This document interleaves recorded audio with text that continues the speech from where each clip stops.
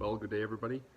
As you can tell by my unkempt state of being that I'm under the weather, perhaps you can see.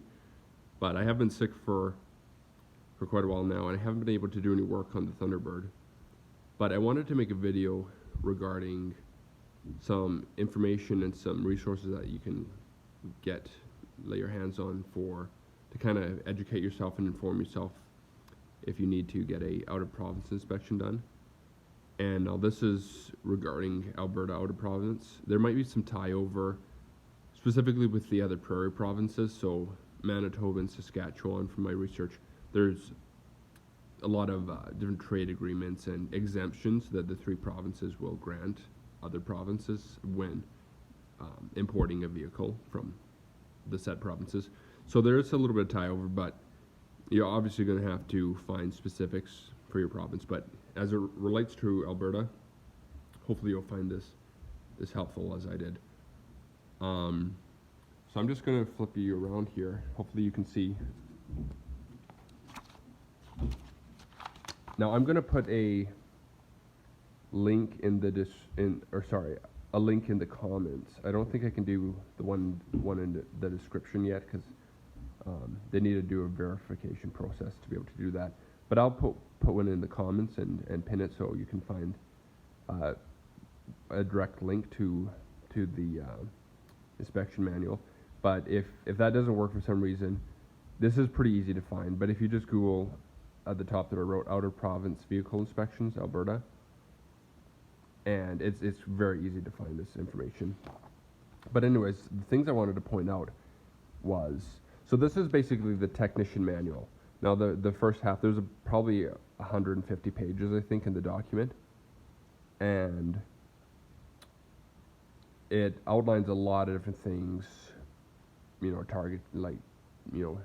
teaching people how they can become certified, or like teaching a mechanic how they become certified, all those kind of different things. But the part that I want to point out is the actual rules that the technicians are supposed to abide by. Now, some of them are rules, some of them are more guidelines, and there definitely is room for interpretation that the technician, judgment calls that they have to make. Now, I don't have it printed here in my print off that I made, but in the document that I'm gonna pin, you can actually go through and towards like the bottom, I don't know, 3/4 of the way through, I think is about where it is, where they actually have the checklists that the mechanics should be going through technically. But this here is good information to have because this actually provides you with, so you can actually arm yourself with knowledge and help first find a mechanic that is knowledgeable and who actually, is maybe somewhat passionate about old vehicles, but also is willing to work with you and, who's reasonable. Not all mechanics are reasonable. I'll tell you that from first-hand experience.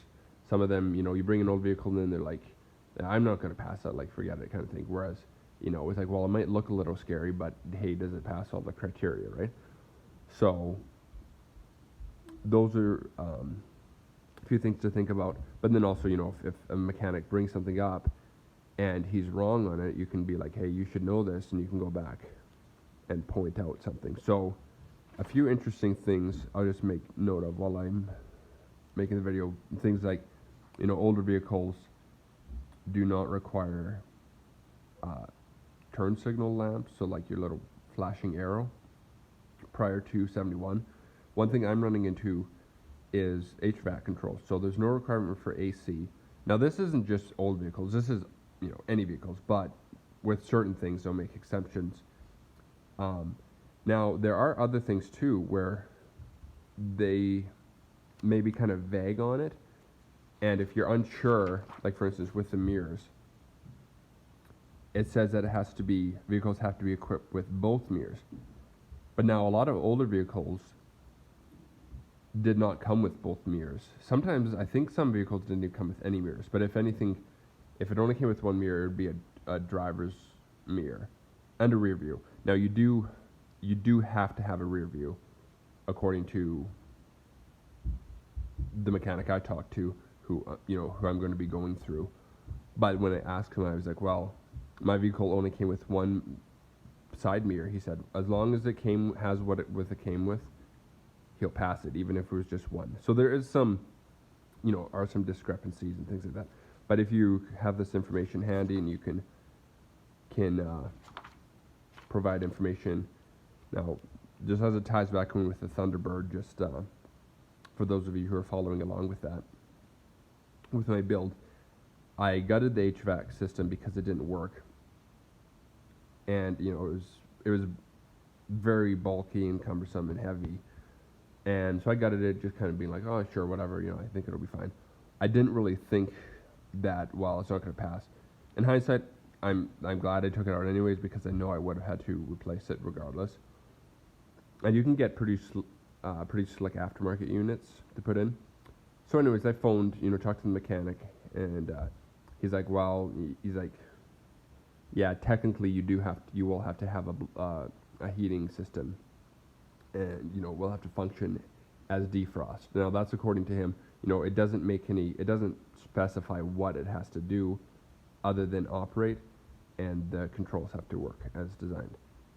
So, but he said, well, personally for him to pass it, it'll have to have working defrost. And he's like, well, you could bring it in with working defrost. I'll pass it. The next day you can tear it out. I don't care. But while it's at the shop, it has to have working defrost. So those are a few things. Again, like I said, I'll put the link for this manual, which should take you just right to the actual manual, and that can be printed off or saved or whatever. But if you want more information, there's also just like the web page from Alberta government website that has this on it. It also has the list of exemptions, and there's a few other resources that you can get on that site. So hopefully this is helpful, and thanks for watching.